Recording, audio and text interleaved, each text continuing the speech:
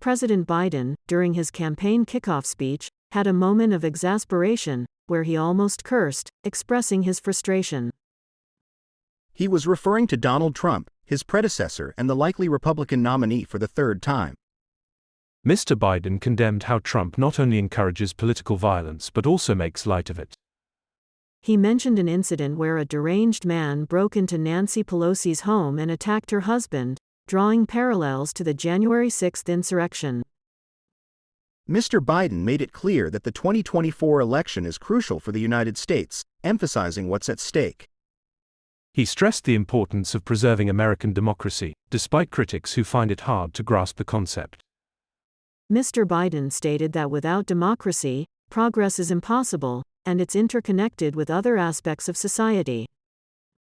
Some, like Senator Mitt Romney, suggested that Biden should move on from discussing January 6th, but the article argues against it. The article believes that the pro-democracy message remains essential, especially if Trump is back on the ticket. Mr. Biden warned about the danger of making martyrs out of those involved in the January 6th attack. He emphasized the need to respect the rules of democracy and not only love your country when you win. The article pointed out that Trump often refuses to agree to any deal that doesn't favor him personally.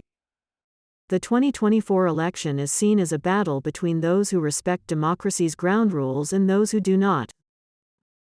Mr. Biden highlighted Trump's own words, such as revenge, terminate the Constitution, and dictator on day one, to underscore his point. The article suggests that we need to keep reminding ourselves about Trump's extremism to avoid normalization. It mentioned how Trump's extreme statements sometimes receive less attention than minor incidents involving Biden.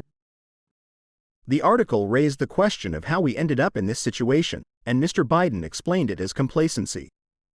He compared complacency with democracy to vaccine hesitancy, as people forget the horrors of the past when they've enjoyed stability for too long.